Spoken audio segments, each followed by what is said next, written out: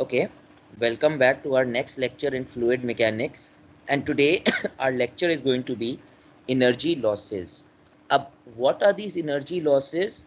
These energy losses are directly linked to the Bernoulli's equation. Chapter 6 में हमने Bernoulli equation पढ़ा था और मैंने आपको डिराइव करना दिखाया था बर्नौलीज इक्वेशन। डिराइव करने के बाद मैंने आपको बताया था, I told you how to form the Bernoulli's equation. I even told you where to take pressure zero and why is it taken zero. Apart from that, I even told you why the velocity in a reservoir is taken to be zero. Actually, the thing is, if the reservoir is huge, a huge area, the velocity decreases. यानी बहुत कम velocity होगी. But the velocity head in the Bernoulli equation is squared. So already less velocity is going to be squared. कोई चीज़ जो बहुत कम है, अगर वो square होगी, so it will be negligible. So the velocity head is taken zero. It is not that as if the velocity is zero. But since the value is small and a small value is being squared, the velocity head is considered to be zero. अब मगर ये जो बात हो रही थी, what we were talking about the Bernoulli's equation under ideal conditions. We assume no energy losses. In life, life is not full of roses. हमारी जो लाइफ होती है वो इतनी आसान नहीं है. डेफिनेटली कोई ना कोई एनर्जी लॉसेस होते हैं और इन लॉसेस का जिक्र हम चैप्टर 7 में कर रहे हैं और the reason for this chapter is to discuss the energy losses and we will reformulate the Bernoulli's equation in terms of energy losses. Moving forward, we are focusing on Robert Mott chapter 7 energy losses. Book is applied fluid mechanics. The objectives at the end of this chapter. At the end of this chapter, I will expect that a student would be able to know about the energy losses and addition. Her student को मालूम होना चाहिए कि कौन सी energy हम loose करते हैं और कौन सी ऐड करते हैं. A student will be able to formulate the Bernoulli's theorem in terms of energy losses. हमने जो ओरिजिनल बर्नौली थ्योरम लिखा था वो हमने लिखा था without affect, assuming there are no energy losses. But reality में energy losses होते हैं, so we will write the Bernoulli's theorem with the energy losses. A student would know about the devices which affect the fluid flow system. There are 4 or 5 devices which affect fluid flow. Understand the different types of head losses. When I talk about head in fluid mechanics, I told you before that head का मतलब है unit of length. So a head loss would mean the SI unit is meter, or in US customary unit it is foot. A head loss in terms of energy, head loss can also be termed in terms of energy, but the Bernoulli's equation that we have derived, that is in terms of length. In terms of energy, a head loss equation is written as energy per unit weight.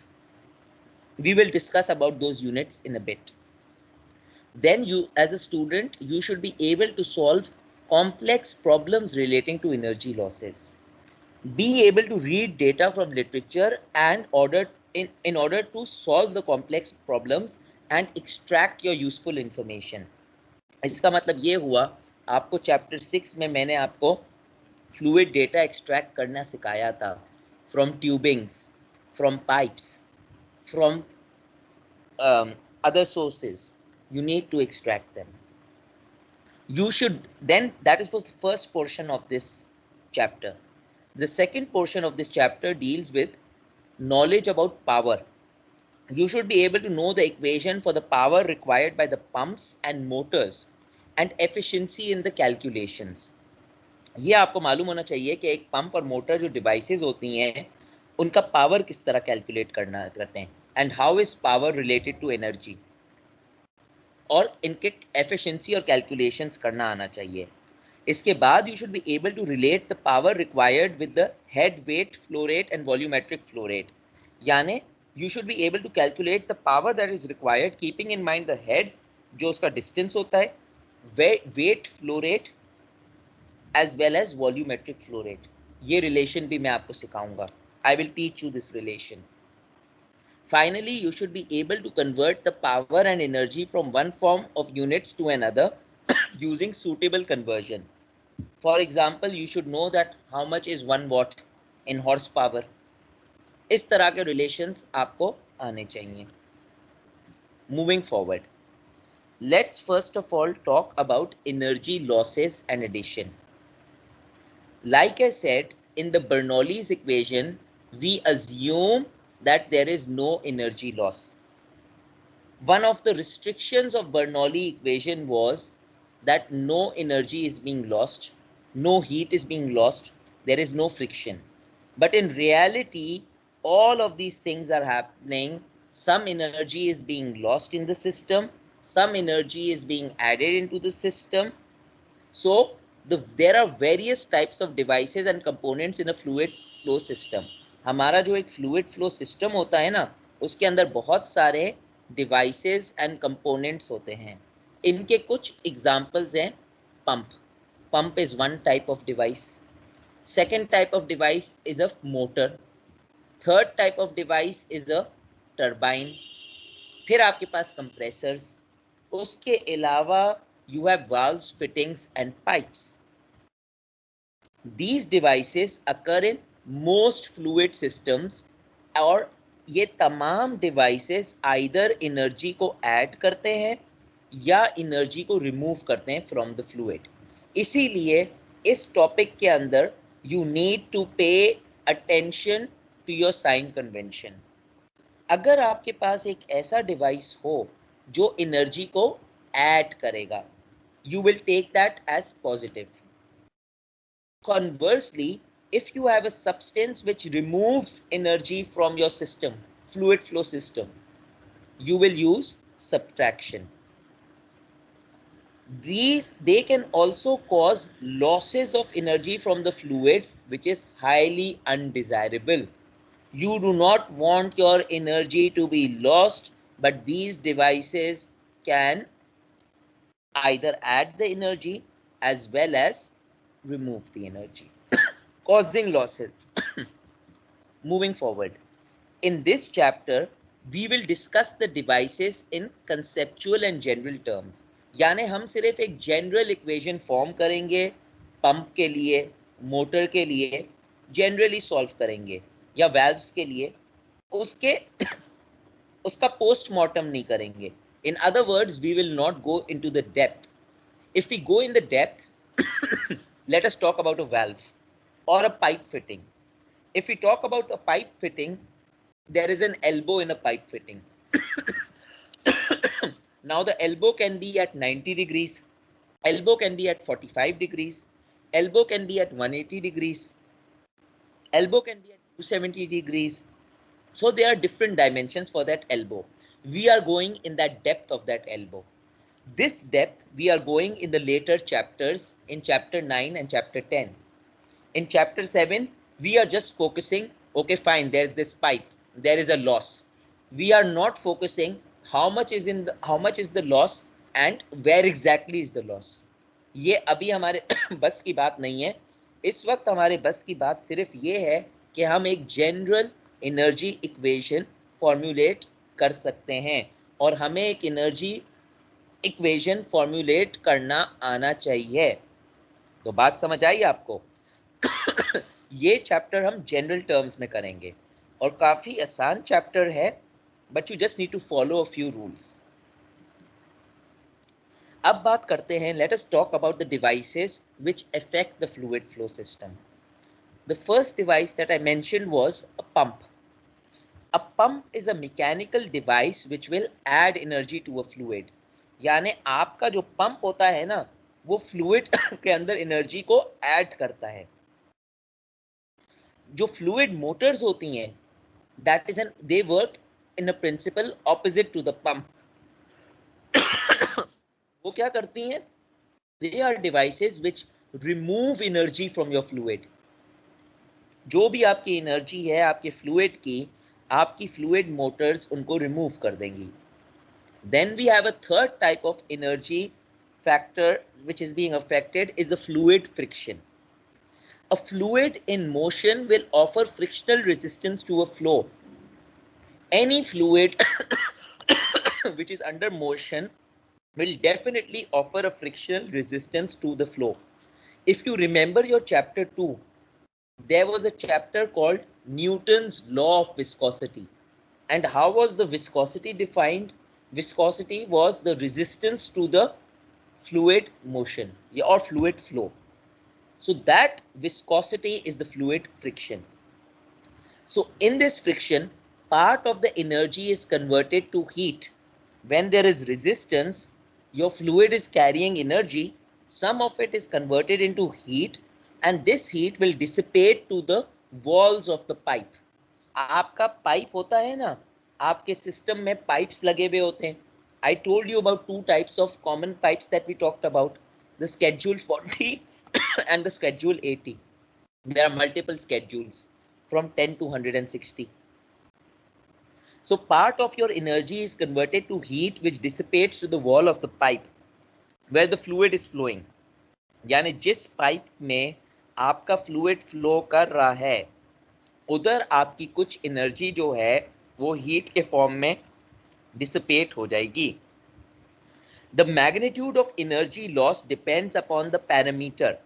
और magnitude का मतलब है कितनी energy हमारी जो loss हो रही है ये डिपेंड करेगा इन पैरामीटर्स के ऊपर जो मैंने नीचे दिए हुए हैं. It will depend upon the properties of your fluid. Properties के अंदर उसका नेचर आ जाता है. न्यूटोनियन फ्लूइड है, नॉन न्यूटोनियन फ्लूइड है, करोसिव इन नेचर है, क्या उसका टेम्परेचर है. तो ये तमाम जो चीज़ें हैं ये प्रॉपर्टीज ऑफ द फ्लूइड है. That will determine how much friction can be caused. Number 2, the fluid velocity. How fast the fluid is flowing. Because if we remember our chapter 2, Newton's law of viscosity. Viscosity was proportional to the, what was it proportional to? The velocity gradient. So obviously viscosity or the friction is dependent upon the velocity. Then it will depend upon the pipe size. Pipe छोटा है या बड़ा है वो friction उस पर depend करता है. Smoothness of the pipe wall. We will talk about smoothness and roughness in a later chapter, but there is a bit of roughness in every pipe. And of course the length of the pipe. आपका pipe कितना बड़ा है उसकी length determine करती है कि ये कितना आपका इसके ऊपर फ्रिक्शन होगा. ये तीन डिवाइसेस थे जो फ्लूइड फ्लो सिस्टम को बात करते हैं. चौथी डिवाइस है ना उसको हम वाल्व एंड फिटिंग्स बोलते हैं. वाल्व होते क्या हैं? Valves are elements which control the directions of flow rate of a fluid. अक्सर आपने पढ़ा होगा कि जब वाल्व खुला होता है तो एक फ्लो के एक डायरेक्शन में फ्लूइड जा रहा होता है. When you close that valve and you open another valve it flows in another direction. तरह तरह के वाल्व्स होते हैं इंडस्ट्री में. You have the diaphragm valve, you have the butterfly valve, you have the globe valve, you have the gate valve. तरह के valves होते हैं. That's another detail on the types of valves. We will go into it in detail in later. मगर ये valve क्या होते हैं? ये आपकी flow rate को control करते हैं and set up a local turbulence in the fluid. What is turbulence? Turbulence का मतलब है chaotic movement of the fluid या chaotic nature of the fluid. हम जब फ्लूइड मैकेनिक्स की बात कर रहे हैं ना स्पेशली मूविंग फ्लूइड की या काइनेटिक फ्लूइड की, हमारे पास दो टर्मिनोलॉजीज होती हैं. एक होता है लैमिनर फ्लो, दूसरा होता है टर्ब्यूलेंट फ्लो. आपका जो पूरा चैप्टर 8 है ना वो डिपेंड करता है लैमिनर फ्लो है या टर्ब्यूलेंट फ्लो है which is dependent upon a certain dimensionless number called the Reynolds number. Reynolds number क्या है? We will discuss in chapter 8 and its role in fluid mechanics. But it is a dimensionless number.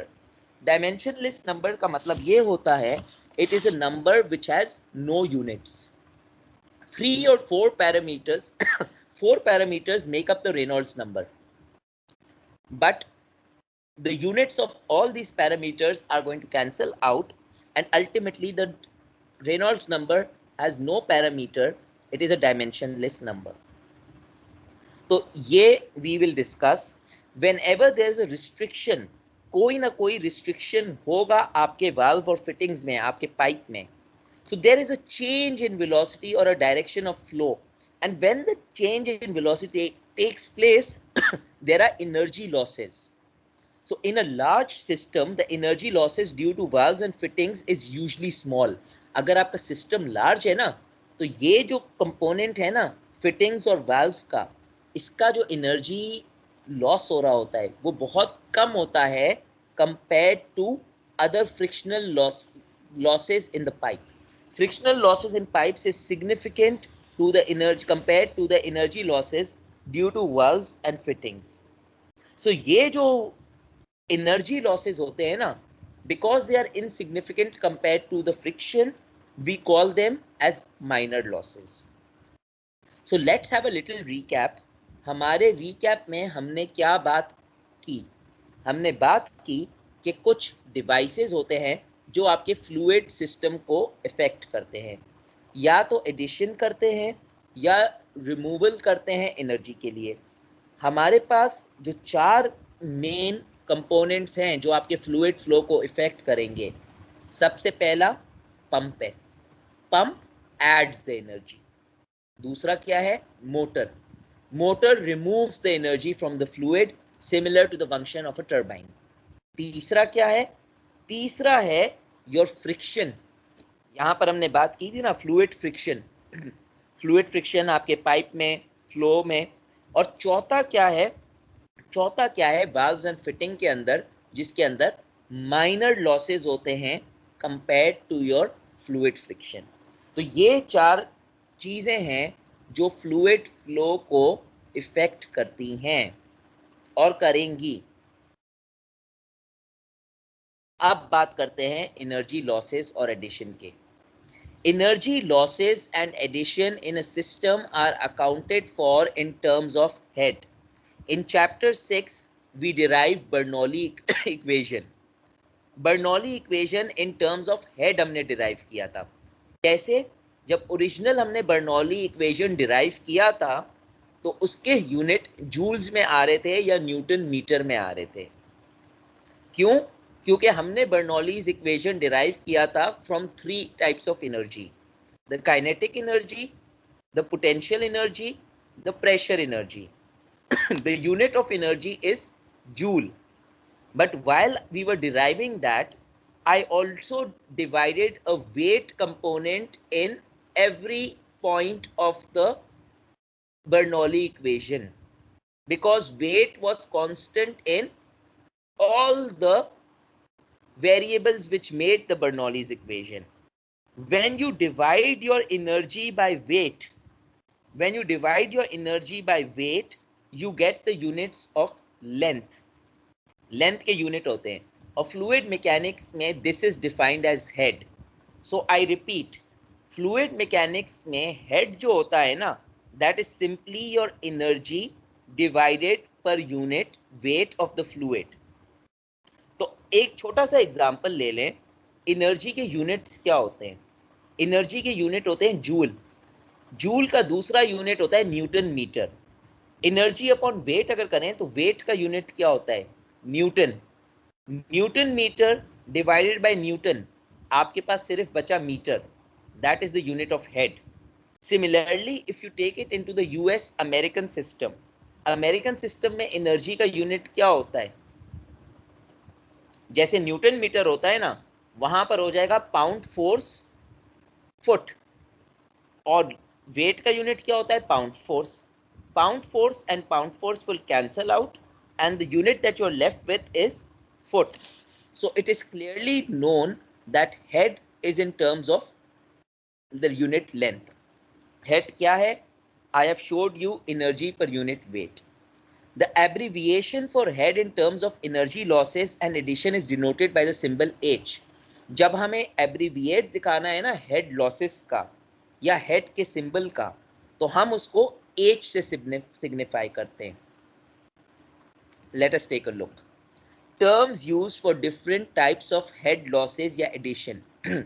हम तीन तरह के head losses दिखाते हैं। अब या तो एडिशन या subtraction, three types of head. पहला जो हेड हमारा होता है उसको हम एच ए से सिग्निफाई करते हैं। H A means the energy added to the fluid with a mechanical device such as pump. Very important to see over here, energy added to the fluid with a mechanical device such as pump. Remember I said pump adds the energy to the fluid. So HA is the energy added by the fluid, added to the fluid with a mechanical device such as pump. और इसको हम दूसरा नाम देते हैं total head on the pump. दूसरा जो हमारे पास हेड टाइप होता है वो होता है एच आर। ये क्या होता है? Energy removed from the fluid by a mechanical device such as fluid motor.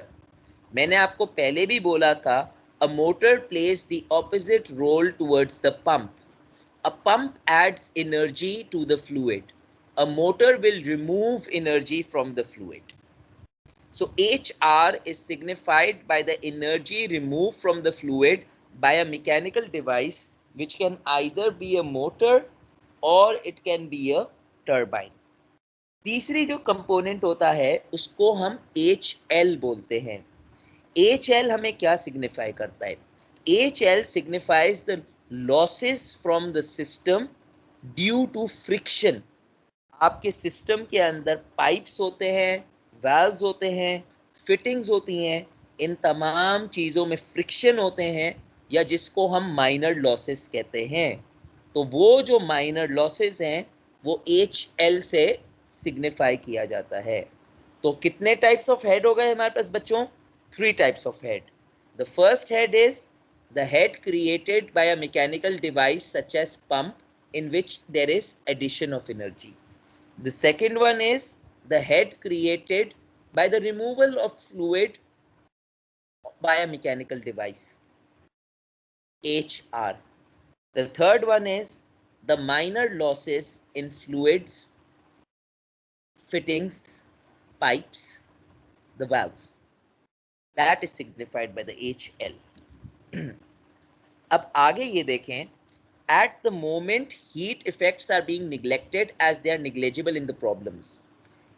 Heat effects के भी इफेक्ट होते हैं मगर इस वक्त हम उसको निग्लेक्ट कर रहे हैं, ये हम बाद में ऐसी प्रॉब्लम्स करेंगे। Magnitude of energy losses produced by fluid friction, valves and fittings of the pipe is directly proportional to velocity head of the fluid. इसका मतलब ये हुआ, अगर हम मैथमेटिकली देखें तो हमने क्या डिफाइन किया था? HL which was the minor losses of valves and fittings, ये किसके डायरेक्टली प्रोपोर्शनल होता है?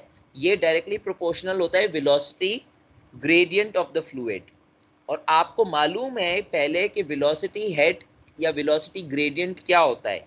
The velocity head is defined by v square upon 2g, v square upon 2g। तो आप सिंपली मैथमेटिकली लिख सकते हैं HL is directly proportional to v square upon 2g. Now v square upon to remove a directly proportional sign and to equal it mathematically, you can write HL is equal to k v square upon 2g, where this k is the Darcy's constant. In petroleum engineering, this Darcy's constant is important because that is which deals with flow of the fluids and links directly with permeability later. But for now, you should know that the friction produced by the fluid is some constant or some resistant coefficient which is known as the Darcy's constant coefficient. And the value of this Darcy's coefficient can also be found, and the magnitude, the unit can be found. We know that HL has a unit meter. K we are finding. V square would be meter square second inverse square. Similarly, G units are meter per second square. If you take the units on one side, you can automatically get the units of K, the Darcy's coefficient. When we deal the Darcy's equation in lecture 8, we will go on this point further. But for now, all you should know is the minor losses are directly linked with the directly proportional to the velocity gradient, and the velocity gradient by a constant known as the Darcy's constant. इसका मतलब ये हुआ कि अगर आपकी velocity ज़्यादा है तो आपका HL भी ज़्यादा होगा, directly proportional to the velocity head.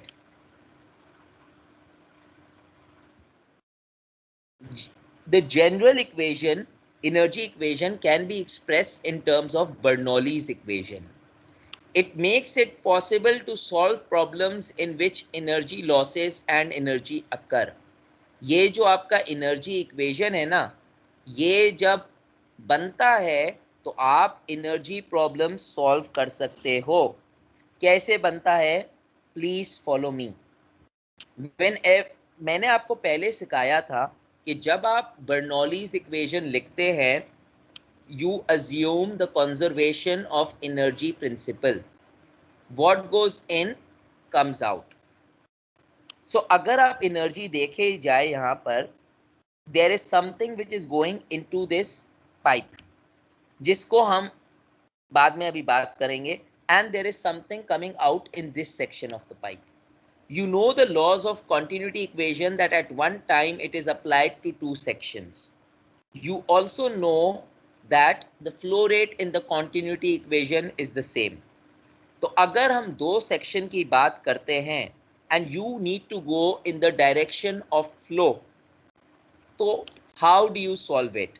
In chapter 6 in the Bernoulli equation, when you talked about two sections, there was pressure energy in section 1 in terms of head plus kinetic energy in section 1 in terms of head plus potential energy in section 1 in terms of head.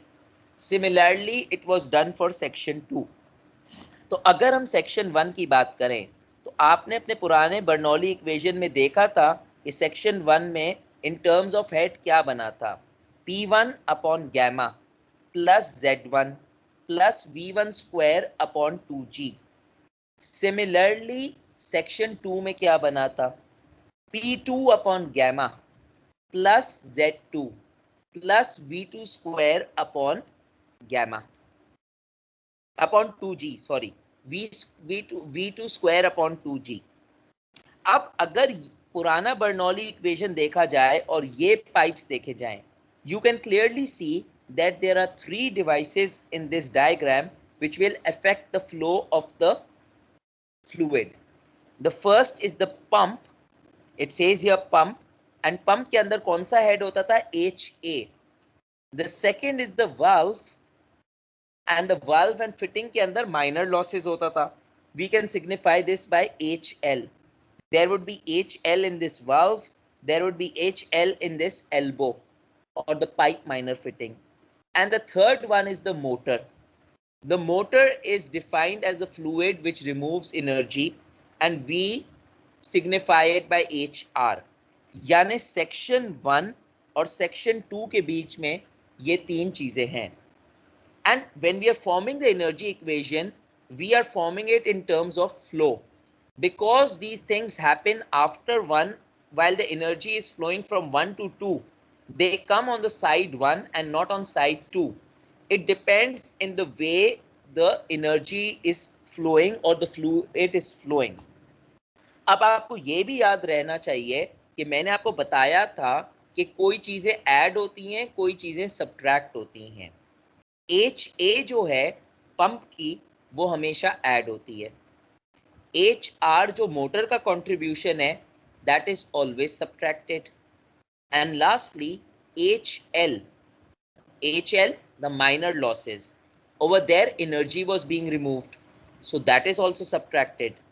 So in short, आपका जो main Bernoulli equation था, the general energy equation की terms में आप उसको कैसे लिखेंगे? P1 plus gamma plus Z1 plus V1 square upon 2G plus HA for the pump, addition होता है, minus HR for the motor, subtraction होता है, माइनस HL माइनर लॉसेस. अभी तो आप एनर्जी इक्वेशन लिख रहे हैं तो आप तमाम टर्मिनोलॉजीज ऐड कर लें, अगर आपके क्वेश्चन में ये टर्मिनोलॉजीज नहीं है, you can make your equation 0 or remove these terminologies. But to form the general equation, you assume these terminologies are there. This was all in section 1. Section 2 क्या है? P2 upon gamma plus Z2 plus V2 square upon 2G. ये आपका क्या हुआ? ये आपका section 2 हुआ. तो अभी मैंने क्या किया? मैंने अभी सिंपली अपना एनर्जी इक्वेशन बना दिया. अब आगे देखें.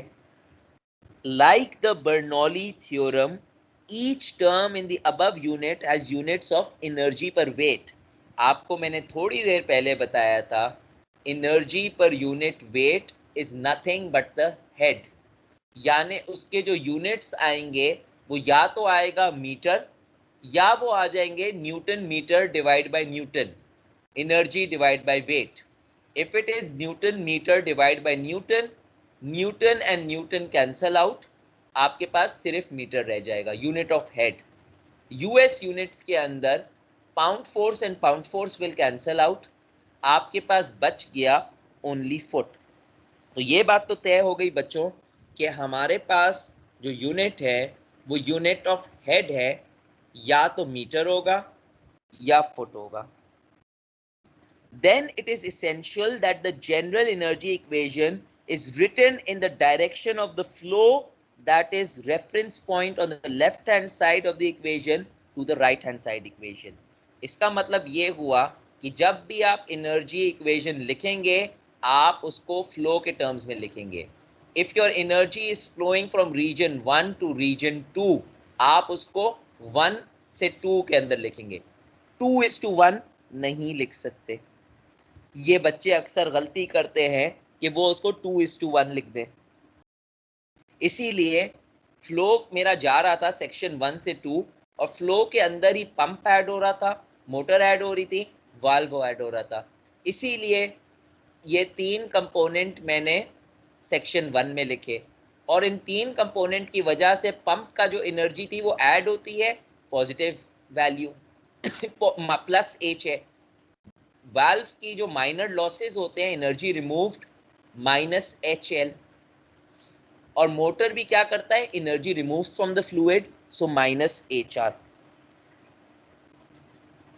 For some problems, it is not essential that all the above terms of the energy equation are required. Suppose कर लें आपने ऊपर वाला इक्वेशन बनाया है मगर आपके डिवाइस में पंप ही नहीं है, सिर्फ मोटर है या वाल्व है, तो आप क्या करेंगे? आप एच ए को 0 कर लेंगे. तो आपका एनर्जी इक्वेशन क्या बन गया? P1 upon gamma plus Z1 plus V1 square upon 2G minus H R minus H L is equal to the side 2. क्योंकि जब आपके पास पंप का कंट्रीब्यूशन ही नहीं है तो आप वो आंसर को 0 बना सकते हो.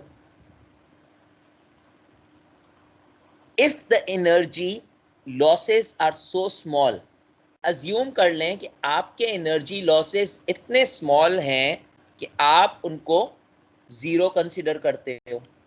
तो अगर इन दोनों फैक्टर्स के कंट्रीब्यूशन में देखूं, सपोज मेरा डिवाइस से है, सपोज मेरा एनर्जी बैलेंस इक्वेशन ये है, मेरे पास अंदर कोई डिवाइस नहीं है, ना पंप है ना वाल्व है, तो ये टर्म 0 हो गई. सही है. मेरे पास कोई मोटर नहीं है तो ये टर्म भी 0 हो गई, ये भी हो गया. मेरे पास कोई एनर्जी लॉसेस नहीं है क्योंकि मैं क्या अज्यूम कर रहा हूं कि मैं क्या कि ये लॉसेस सो स्मॉल है, तो ये भी भाई 0 हो गए. तो अगर गौर से देखा जाए जब ये तीनों ही 0 हो गए तो ये इक्वेशन आपके पास क्या बना इन terms of head? Nothing but the Bernoulli's equation. So the energy equation is an extension of the Bernoulli equation. Bernoulli equation is an ideal case where आप assume करते हैं there are no energy losses. तो आपको अगर question में कहीं भी लिखा हुआ assume no energy losses, you know it is the Bernoulli's equation. But हकीकत में there are always some energy losses. So you need to show those energy losses. तो बात समझ आई कि एनर्जी इक्वेशन किस तरह बनता है, और अगर ये तमाम एनर्जी एडिशन या सब्ट्रैक्शन ना हो, so your energy equation is nothing but your Bernoulli's equation. चलें जी, तो ये बात तो मैंने आपको ग्रेट डेप्थ में बता दी। अब एक स्टेप आगे लेते हैं, एक छोटा सा वर्क एग्जाम्पल करते हैं। वर्क एग्जाम्पल देखें, और मैं आपको टेक्निक्स भी बताऊंगा वर्क एग्जाम्पल की। Water flows from a large reservoir at a rate of 1.2 foot cube per second through a pipe system as shown in the figure given on the next slide. Calculate the total energy loss from the system because of the valve, the elbows, the pipe entrance and the fluid friction. जब आपको total energy की बात कर रहा है, loss from the system because of valve, elbows, pipe entrance and fluid friction, the first thing which comes in your mind is HL, क्योंकि आपकी जो HL वाली टर्म थी that was related to valves, fittings and pipes. तो आपको ये तो आपने डिटरमिन कर लिया कि मुझे जो टर्म ढूंढनी है वो ढूंढनी है HL। चलें एक नजर अपने डायग्राम को देख लें। आपका जो डायग्राम है उसमें आप ये चीजें गौर से देखें। पहले तो यूनिट्स देख लें। ये यूनिट जो है यूएस यूनिट है 12 फुट, ये यूनिट भी फुट में है। इंच जो है वो भी यूएस यूनिट के अंदर आता है, मेन यूनिट नहीं आता, तो आपको इसको कन्वर्ट करना पड़ेगा, बट आपको नो ये यूएस के सिस्टम में है। जब आपको ये मालूम पड़ गया कि मेरे यूनिट्स यूएस सिस्टम में हैं, तो अपने फ्लो रेट का यूनिट देख लें। आपका फ्लो रेट का यूनिट भी यूएस सिस्टम में है 1.20 फुट क्यूब पर सेकेंड। यही वॉल्यूमेट्रिक फ्लो रेट के यूनिट होते हैं फुट क्यूब पर सेकेंड। तो आपको फ्लो रेट को कोई कन्वर्ट करने की जरूरत नहीं है। अगर यही यूनिट होते फुट क्यूब पर मिनट, तो आपको कन्वर्ट करना होता फुट क्यूब पर सेकेंड के लिए। अगर यही यूनिट होते लीटर पर सेकेंड, तो आपको कन्वर्ट करना होता फुट क्यूब पर सेकेंड के लिए। पर यहाँ पर तो आपका काम आसान हो गया है कि आपको कोई कन्वर्जन करने की ज़रूरत नहीं है इन टर्म्स ऑफ फ्लो रेट। ये एक बात थी। दूसरी बात ये थी कि आपको मैं बता बता कर थक गया कि कॉन्टिन्यूटी इक्वेशन में बेटा फ्लूइड की जो फ्लो रेट होती है वो सेम रहती है। इसका मतलब जो इस रिजर्वायर की फ्लो रेट है वो इस पाइप की फ्लो रेट भी होगी, यहां तक कि वो फ्लो रेट बाहर आएगी। सही है, तो ये भी आपको दिमाग में होना चाहिए। अब आते हैं क्वेश्चन सॉल्व करने के लिए। तो सबसे पहले मैंने आपको क्या बताया, अपने यूनिट्स देखें, अपने फ्लो रेट के यूनिट्स देखें और ऐसा इंफॉर्मेशन गैदर करें जो आपको हेल्प कर सकता है। आपको बनाना है H एनर्जी इक्वेशन और HL की वैल्यू ढूंढनी है। तो सबसे पहले क्या करें भाई, अपना मेन एनर्जी इक्वेशन लिख दें, दो सेक्शन के बीच में लिख दें। आपको मालूम है दो सेक्शन है, आपका डायग्राम दिखा रहा है सेक्शन 1 और आपका डायग्राम दिखा रहा है सेक्शन 2। अब आप अपने सेक्शन के ऊपर उनका एनर्जी का इक्वेशन लिख दें। आपने लिख दिया अपना इक्वेशन, P1 अपॉन गैमा 1 की बात करते हैं plus Z1 plus V1 square upon 2G। अब क्योंकि मैं एनर्जी इक्वेशन की बात कर रहा हूं, तो एनर्जी इक्वेशन में तीन टर्म्स आती हैं। पहली टर्म आती है आपकी पंप की, और पंप हमेशा ऐड होता है। दूसरी टर्म आती है आपके किसकी, फ्लूइड मोटर्स की, मोटर हमेशा सब्ट्रैक्ट होती है HR। तीसरी टर्म आती है H लॉसेस की, माइनर लॉसेस की, लॉसेस भी आपके रिमूव होते हैं तो वो भी माइनस हो जाएगा। जो चीज ऐड हो रही है वो प्लस होगा, जो रिमूव हो रही है वो माइनस होगा। Only thing which is being added is a pump, बाकी चीजें रिमूव हो रही हैं। तो आपने अपने एनर्जी इक्वेशन के अंदर उस साइड के ऊपर HA लिख दिया, contribution of the pump, minus HR लिखा क्योंकि मोटर का जो कंट्रीब्यूशन है वो माइनस होगा, माइनर लॉसेस का जो कंट्रीब्यूशन है वो माइनस होगा। That is your side one of the equation. Side two of the equation क्या होगा? P2 upon gamma plus Z2 plus V square upon 2G। ये आपका जनरल एनर्जी इक्वेशन था। अब आपके पास जो इंफॉर्मेशन है उसको आप सिंप्लीफाई करने की कोशिश करो। आपका जो तमाम इंफॉर्मेशन है, जो चीजें हैं, आप अपनी जिंदगी आसान करो। Again look at the diagram. Diagram में आपको ये तो मालूम हो रहा है कि सेक्शन 1 में जो प्रेशर है, as we discussed in the Bernoulli's equation chapter, it is open to the atmosphere. So if the pressure is open to the atmosphere, there is no pressure difference, there is no boundary, pressure term cancels out and becomes 0. Okay. Then you look at your pressure at 2. You know your pressure at 2 is outside in this opening. Again, it is not confined in a boundary. It is open to the atmosphere. और chapter 6 के अंदर मैंने बताया था कि pressure open to the atmosphere, again the value is 0। आपने 0 बना दिया। अब यहां पर मैंने Z2 की वैल्यू 0 बना दी। क्यों? I am using Z2, this length of the pipe, as a reference compared to the length of the tank. अगर मैं लेंथ ऑफ द टैंक को 0 बनाता तो ये जो पाइप की लेंथ होती है -25 हो जाती, 25 मीटर बिलो आ जाता। एक को तो 0 बनाना था, चलो मैंने इसको 0 बना दिया, that this is on the same level. That is why I cut this 0। Now why do I cut my velocity term? I told you at the beginning, I am repeating, दोबारा बोल रहा हूं, जब आपका टैंक बड़ा होता है ना, तो कॉन्टिन्यूटी इक्वेशन की वजह से आपकी वेलोसिटी छोटी होती है। बट जब आप इस वेलोसिटी को स्क्वायर करते हो to find the velocity head, आपका आंसर मजीद छोटा हो जाएगा, because already a small value when it is squared या doubled, it will become more smaller. तो जब ये मोर स्मॉलर हो जाएगा, we consider it to be negligible. जब निग्लिजिबल कंसिडर कर रहे हैं तो ये टर्म भी आपके पास 0 हो गई। अब बात यह है बच्चों कि मैंने HA को 0 क्यों किया, HR को 0 क्यों किया? अगर आप अपना डायग्राम देखें, in this diagram you do not see a pump anywhere. वो तो ओरिजिनल इक्वेशन लिखा था ना, when you can not see a pump, it becomes 0. Similarly, you do not see a motor, that becomes 0. But you definitely see a valve over here, plus the question says pipe fittings and valve. This is a valve. तो HL को आप रहने देंगे।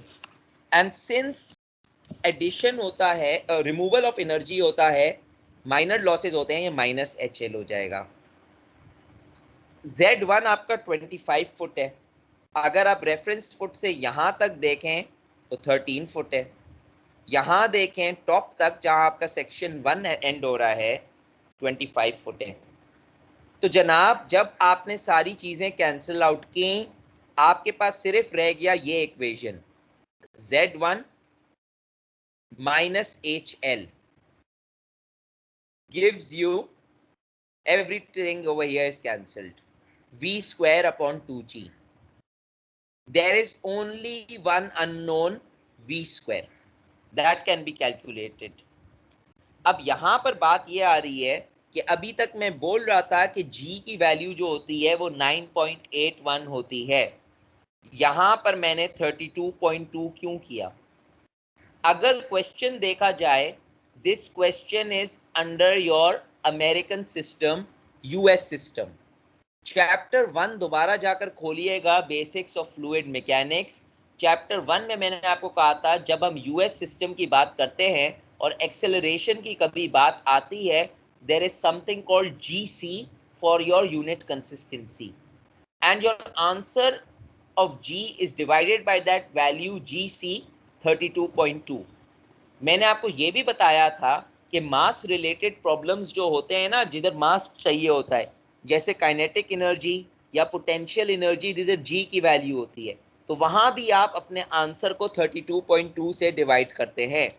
तो ये गलती नहीं कीजिएगा कि अमेरिकन सिस्टम में आप 9.81 ले लें जी की value, because this is a very common mistake students make. American system में जी की वैल्यू हमेशा 32.2 ली जाती है, इसीलिए मैंने 2g को लिखा 2 इंटू 32.2। एक ही अननोन है। I solve for V2 and I get V2। अब एक बात देख लें, V2 जो भी मुझे ऑब्टेन होगी ना, वो मुझे फ्लो रेट से मिल सकती है। कैसे फ्लो रेट से मिल सकती है? By volumetric flow rate is Q is equal to UA। इस वक्त तो मेरे पास वेलोस दो अननोन है, एक अननोन HL है, दूसरा V2 स्क्वायर है। भाई अगर HL मुझे मालूम होता तो मैं V2 स्क्वायर डायरेक्टली इक्वेशन से ढूंढ लेता, but since I do not know HL, I need to find the HL. I also need to find the V2 square. How do I find that? Volumetric flow rate. Q is equal to UA. Only thing I need to make consistent is my area. If I follow my diagram, area आपके diameter का formula होता है internal diameter का। अगर कुछ नहीं लिखा हो, आउटर डाया नहीं लिखा हो, इंटर डाया नहीं लिखा हो, तो you assume that your diameter is your internal diameter. तो मैंने क्या किया, pi D square upon 4। The only thing I need to keep in mind is this diameter is in inches. जब आप अमेरिकन सिस्टम यूज कर रहे हो तो आप फुट में लेकर जाते हो, इंचेस में नहीं रखते हो। तो सबसे पहले एक छोटा सा यूनिट कन्वर्जन कर लें, 3 इंचेस को फुट में कन्वर्ट कर लें, जो आपका हो जाएगा 3 डिवाइडेड बाई 12, जो मैंने आपको कन्वर्ट कर कर भी दिखा दिया है। आपका आंसर हो गया 0.25 फुट। अब आप अपना वॉल्यूमेट्रिक इक्वेशन का इक्वेशन लगाएं, Q is equal to VA। आपको आपके V की वैल्यू मिल जाएगी which is 24.446 foot per second. When you substitute that value over here, 24.446 foot square करेंगे, वेलोसिटी हेड के लिए स्क्वायर करेंगे, और जब आप उसको सॉल्व करेंगे तो आपको आपका HL की वैल्यू मिल गई 15.7203 foot. That is your energy lost, or you can say the head created. The head created by the minor losses in the fittings in your pipe, valves and fluid friction. यहां पर positive 25 क्यों आया? ये 25 मैंने इस side पे लेकर गया, और क्योंकि माइनस HL था, अगर उसको मैं पॉजिटिव HL किया तो ये वाली टर्म जो पॉजिटिव थी वो माइनस हो गई, ये वाली टर्म जो माइनस थी वो पॉजिटिव हो गई। तो अपने साइन कन्वेंशन को लाजमी देखिएगा। तो बात समझ आई कि मैंने किस तरह HL के लॉसेस निकाले। चले जी, अब एक और एग्जाम्पल देखते हैं हम, वर्क एग्जाम्पल 2 देखते हैं।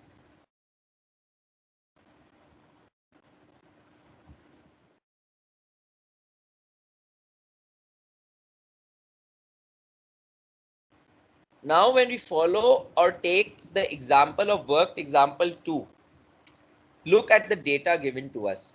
Always look at the data. Let us go slowly. The volumetric flow rate through a pump shown in the next slide is 0.014 meter cube per second. The fluid being pumped is oil having a specific gravity of 0.86. आपको मैंने पहले बताया था कि other than water अगर कोई oil होगा तो उसकी स्पेसिफिक ग्रेविटी हमेशा जीरो, कोई स्पेसिफिक ग्रेविटी होती है, and specific gravity multiplied by the reference material का specific weight, in our case water, would give you the specific weight of that oil. Question is, calculate the energy delivered by the pump. यानी HA की value मुझे ढूंढनी है। To the oil per unit weight of oil, energy per unit weight of oil is the head. Head के units हो जाएंगे length के units. अब ये मुझे बता रहा है energy losses in the system by the check valve and friction losses यानी minor losses in the fluid flow in the piping is 1.86 newton metre per newton. तो अगर मैं ये न्यूटन और ये न्यूटन काट लूं तो वो वैसे ही मेरे यूनिट हेड में है, हेड के यूनिट्स हो गए। तो चलें, ये बात की बात है, मगर अब क्वेश्चन की तरफ जाते हैं। क्वेश्चन जब हम देखेंगे तो ये देखें, ये मेरा क्वेश्चन है। सबसे पहले तो मैं वही चीज करूं कि मैं अपने यूनिट्स देखूं। यूनिट्स मेरे हैं मीटर, मीटर में है मेरी। अब मैं अपनी फ्लो रेट को चेक करूं, मीटर क्यूब पर second. yes, that is my correct flow rate. I do not need to convert anything apart from meters cube per second. I would have metre cube per R अगर होता, metre cube पर minute अगर होता तो ये change हो जाता, मगर मीटर क्यूब पर सेकंड है तो चेंज नहीं होगा। चलें जी, जब मैंने ये डिस्क्राइब कर लिया, मैंने ये देख लिया, ओके, डायग्राम स्टडी कर लिया। अब मैं सबसे पहले अपने रेफरेंस पॉइंट देखूं। My point is from point A to point B, और मुझे नजर आ रहा है इस पॉइंट ए के बीच में एक पंप है, एक वाल्व है, कोई मोटर नहीं है। मैं अपना एनर्जी इक्वेशन पहले लिख लूं। एनर्जी इक्वेशन लिखने से पहले मैंने ऊपर कुछ डेटा लिखा है। Q की वैल्यू वैसे के वैसे लिखी है। स्पेसिफिक ग्रेविटी 0.86 थी, 0.86 मल्टीप्लाई बाय 9.81 कर लिया है, 8.436 मुझे मिल गया है kilo newton per metre cube. Don't forget, in the book it is kilo newton per metre cube. HA की वैल्यू मुझे ढूंढनी है और HL मुझे क्वेश्चन में दिया गया है 1.86 मीटर है। अब पहले तो मैं अपना एनर्जी लॉस का इक्वेशन लगाऊं सेक्शन ए सेक्शन बी पर। पहले सेक्शन ए पर लगाते हैं। Pressure A upon gamma plus ZA plus velocity A square upon 2G। अब मैं अपने एनर्जी इक्वेशन में HA को ऐड करूं क्योंकि पंप हमेशा ऐड करता है, माइनस HR करूं क्योंकि मोटर हमेशा रिमूव करती है, माइनस HL करूं क्योंकि माइनर लॉसेस एनर्जी रिमूव करते हैं। मगर क्योंकि मुझे मालूम है मेरे पास मोटर नहीं है, दिस टर्म इज जीरो।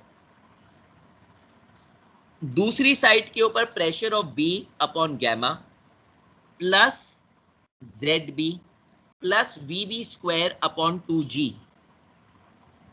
सही है, that is my energy equation.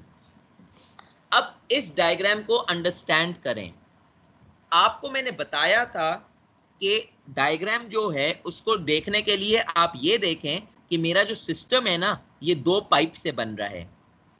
एक जो पाइप है वो है DN80 स्केड्यूल 40 स्टील पाइप, दूसरा जो है वो है DN50 स्केड्यूल 40 स्टील पाइप। आपको इसका नाम ही बता रहा है कि अगर एक DN80 है, एक DN40 है, तो पहली बात तो ये कि ये दोनों का डायमीटर डिफरेंट होगा। अगर डायमीटर डिफरेंट होगा तो दोनों की वेलोसिटी भी डिफरेंट होगी, विच मीन्स दैट V1 जो है या VA जो है, velocity in section A, that is different to velocity in section B। मगर आपको कोई और डेटा नहीं दिया है। वेलोसिटी ढूंढने के लिए आपको दो चीजें चाहिए होती हैं, Q is equal to UA। Velocity ढूंढने के लिए आपको एरिया चाहिए, आपको फ्लो रेट चाहिए। इस क्वेश्चन में आपको फ्लो रेट तो दिया है, क्वेश्चन के अंदर flow rate will not change, area नहीं दिया है, कोई आउटर डायमीटर नहीं दिया है, कोई वॉल थिकनेस नहीं दी है। तो अब क्या करेंगे, आपको ये स्केड्यूल नंबर दिया हुआ है, आप अपना अपेंडिक्स खोलेंगे या अगर एग्जाम में आपको डेटा दिया गया है तो आप अपना डेटा खोलेंगे। डेटा खोलने के साथ मैं दोबारा रिपीट कर रहा हूं किस तरह डेटा को रीड करें। सबसे पहले आप अपने टेबल को रीड करें कि स्केड्यूल 40 है या स्केड्यूल 80 है। यकीनन अगर मैं आपको ये एग्जाम में देता हूं तो मैं आपको स्केड्यूल 40 भी दूंगा, आपको स्केड्यूल 80 भी दूंगा, क्योंकि स्केड्यूल 40 के अंदर भी 80 आता है, स्केड्यूल 80 के अंदर भी 80 आता है।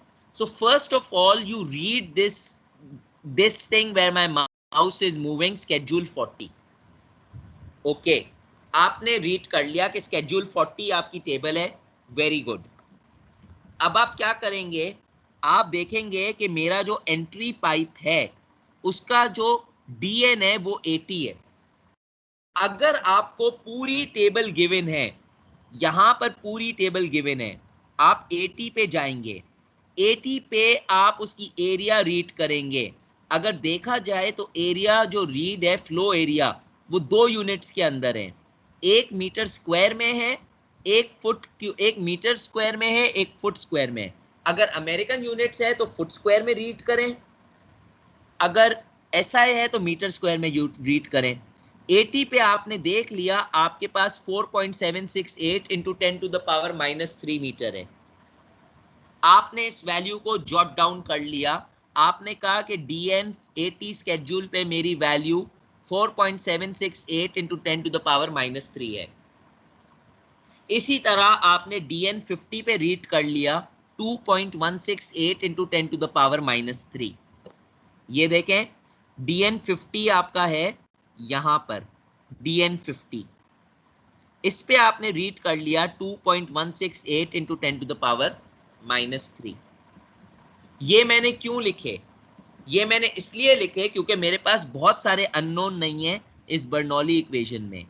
प्रेशर्स तो मेरे पास गिवन है, Z मुझे फाइंड आउट हो जाएगा, मुझे HA ढूंढना है, मुझे VA स्क्वायर ढूंढना है, मुझे VB स्क्वायर ढूंढना है। VB वेलोसिटी है, वेलोसिटी सिर्फ U और A से वो A और Q से निकलेगी। तो सबसे पहले मैंने क्या किया, मैंने दोनों की एरिया लिख ली, हो गई एरिया। अब ये स्लाइड जरा 1 मिनट छोड़ें, ये स्लाइड देखें। जब मैंने एरिया कॉपी कर ली 4.76 into 10 to the power -3, 2.168 into 10 to the power -3 section B के लिए। मेरे पास जब क्यू भी है, मेरे पास जब ए भी है, तो मुझे ए की वेलोसिटी मिल गई, मुझे बी की वेलोसिटी मिल गई, ए की वेलोसिटी भी मिल गई, बी की वेलोसिटी भी मिल गई। मैंने दोनों वेलोसिटीज लिख ली। अब एक चीज देखें जो मैं बार बार बोलता आया हूं, एरिया और वेलोसिटी के बीच में क्या फर्क होता है।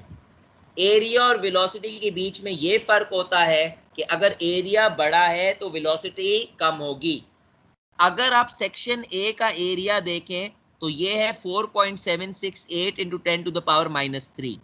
सेक्शन बी का एरिया है 2.168 into 10 to the power -3। 10 to the power -3 को आप इग्नोर करें तो 4.76 इज बिगर देन 2.16। तो definitely the velocity of section B is going to be greater than velocity of section A। तो अगर एक स्टूडेंट का answer velocity of section B कम आ रहा होता तो वो एरिया ही देखकर मालूम कर लेता, उसको मालूम होता मैंने गड़बड़ की है। These are small techniques to check your answer। तो आपको आपकी वेलोसिटी मिल गई। अब एक चीज और अज्यूम कर लें कि मैंने आपको ये डेटा दिया, यही डेटा दिया एग्जाम में, मगर आपको मैंने ये फ्लो एरिया नहीं दी थी, आपको मैंने इनसाइड डायामीटर नहीं दिया था। तो आप ये अज्यूम करें कि आपको मैंने सिर्फ इतना डेटा दिया था। Late me make a snapshot of what I mean like suppose if this is my table, I copy this section,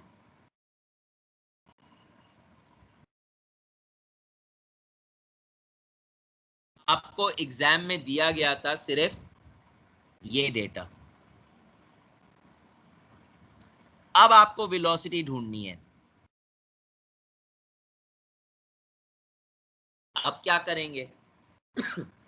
अब देखें, आपको मैंने कहा है कि अगर आपको एरिया नहीं गिवन है या इंटरनल डायमीटर नहीं गिवन है, एरिया हमेशा इंटरनल डायमीटर से निकलता है, आप खुद इंटरनल डायमीटर कैलकुलेट करें और उसके मदद से आप एरिया निकालें।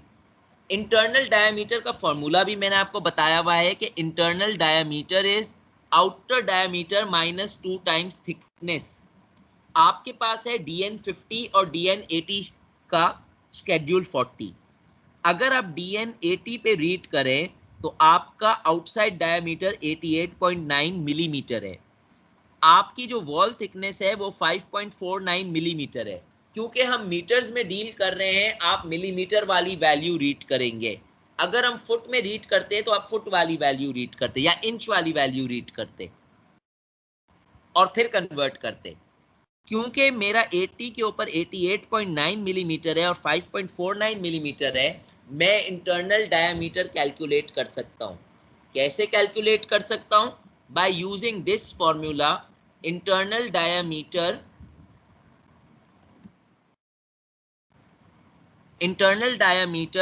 is outer diameter minus 2 times thickness. outer diameter 88.9 था, 2 times thickness 2 into 5.49, मुझे टोटल आंसर मिला 77.92 मिलीमीटर। देयर एंड देन मैंने इसको कन्वर्ट कर लिया मीटर्स में। 77.92 multiply by 10 to the power -3। क्योंकि मैं SI यूनिट की तरफ जाना चाह रहा हूं, तो बात समझ आई? मैंने इसको मीटर में क्यों कन्वर्ट किया। ये है मेरा DN80 का। अब इसी तरह ये जो मैंने प्रैक्टिस की है, ये मैं अपने दूसरे पाइप के लिए भी करूंगा। मेरा दूसरा पाइप का है DN50। DN50 के बाद जब मैंने किया तो मुझे मेरा इंटरनल डायमीटर मिला 52.48 मिलीमीटर। मैंने 60.3 2 इंटू 3.91 माइनस किया, इसको भी मैंने कन्वर्ट कर लिया। अब मैंने आपको क्या कहा था कि area is pi D square upon 4, where your D is always your internal diameter. तो जब मैंने इंटरनल डायमीटर कैलकुलेट किया फॉर द DN80 पाइप, when I apply pi D square upon 4, look at my value 4.7685 into 10 to the power -3। यही values अगर मुझे पूरी table मिली थी, it was already present, 4.768 into 10 to the power -3. Similarly, I calculated it for section B, 2.163 into 10 to the power -3, 2.168 into 10 to the power -3। तो ये मैंने आपको दोनों तरीकों से कैलकुलेट कर कर दिखा दिया। अगर आपके पास टेबल वैसे ही मौजूद है तो अपना टाइम सेव कीजिए और डायरेक्ट वैल्यू लिखिए। बिल्फर्स टेबल नहीं है, then you calculate your internal diameter, but please always for the love of God, खुदा के वास्ते एरिया जो है ना वो इंटरनल डायमीटर पे निकालना। आउटर डायमीटर पे एरिया निकालना एक ब्लंडर है, मिस्टेक नहीं, ब्लंडर। मिस्टेक बंदा माफ भी कर सकता है, ब्लंडर माफ नहीं होता। सही है? जब आपको आपकी दो वेलोसिटीज मिल गई, सॉरी वेलोसिटी नहीं, दो एरियाज मिल गई। अब मैंने वही चीज की जो मैंने पहले किया था, Q is equal to VA। मुझे मेरी दो वेलोसिटीज मिल गई, मुझे मेरा वेलोसिटी का रिलेशन भी मिल गया। अब सब कुछ तो है मेरे पास, मैं इस सब कुछ को सिर्फ डेटा में डालूं। मेरा जो PA था वो गिवन था -28, ये क्वेश्चन में गिवन था -28 kilo pascal, 296 kilo pascal.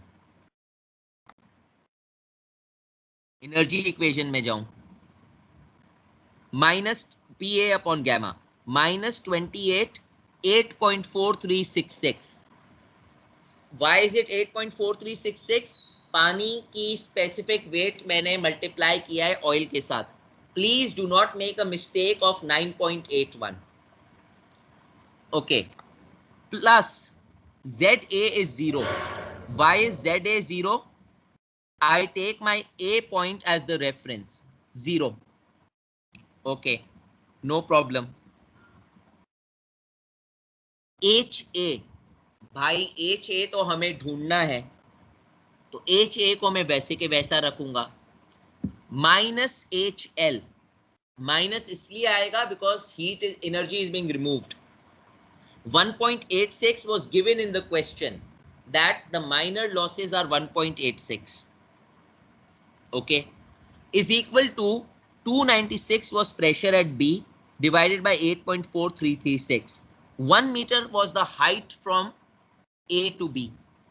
Lastly, this was found out 6.457, जिसको स्क्वायर कर दिया, divide by 19.62. I find my total head to be 42.949 meter. So I can write that the pump adds 42.949 meter of head.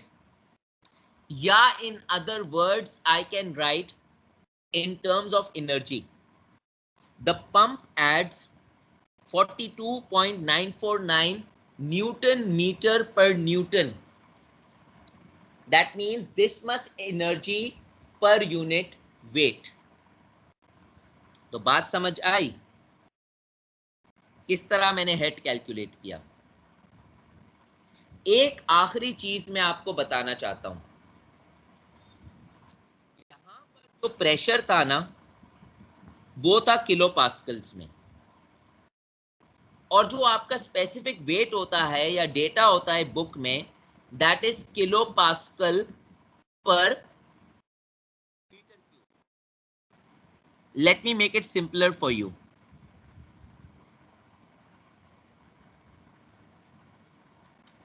मेरा pressure was -28 kilo pascal and my specific weight from calculation after multiplying by specific gravity was 8.446 kilonewton per meter cube. Okay, it is very likely, and I repeat very likely, क्योंकि I can easily change the pressure for you. Suppose I give you, instead of -28 kilopascal, -28,000 pascal. अब आप specific weight से जब divide करते हैं, आप 8.446 नहीं ले सकते, because that is kilo Newton per meter cube. So either you change your 28,000 pascal to 28 kilopascal and use 8.446. So you make it 28 divided by 8.446. That is method 1. Or you apply method 2, that you keep it 28,000 pascal, but you change your specific weight into Newton, kilonewton to Newton, multiply by 1000. So instead of 8.446, you will write 8446 Newton per meter cube. The choice is yours. So whether you do method 1 or method 2, it is up to you. Then you will get your head in the proper units, meters. तो बात कहने की ये है कि इस बात का ध्यान रखिएगा, जब आपका प्रेशर किलो न्यूटन में होता है तो स्पेसिफिक प्रेशर, जब आपका किलो पास्कल में होता है तो स्पेसिफिक वेट किलो न्यूटन में लीजिएगा. जब आपका प्रेशर पास्कल में होता है तो स्पेसिफिक वेट न्यूटन में लीजिएगा. अब या तो आप अपने पास्कल को किलो पास्कल में बना दें और फिर वही स्पेसिफिक वेट लें, या आप अपने स्पेसिफिक वेट को न्यूटन में बना दें. सही है. तो ये वेरिएशन आ सकता है आपके क्वेश्चंस में, और लाजमी आएगा. because again, despite making a good paper, I cannot make bread and butter. This is where your analysis takes place. तो आप इस यूनिट को देखिएगा कि मेरे कौन से गिवन यूनिट्स हैं, और इस चीज पे मैंने आपको 2 क्वेश्चन प्रैक्टिस करने को दिए थे जब हम बात कर रहे थे बर्नौलीज की चैप्टर 6 में, वर्क एग्जाम्पल। तो ये आपका दूसरा कॉन्सेप्ट मैंने क्लियर किया कि किस तरह डेटा को रीड करना है। आ जाइए, अब हम एक बात करेंगे पावर रिक्वायर्ड बाय पंप्स। अब हम पावर कैलकुलेशंस की बात करेंगे, and please pay attention now. नहीं कर सकता, नहीं कर सकता। Power required by pumps. मम्मा मेरी रिकॉर्डिंग बन रही है। पावर क्या करना है तो मुझे बता दो कैसे करना है। जल्दी से आ जाओ, जल्दी आ जाओ।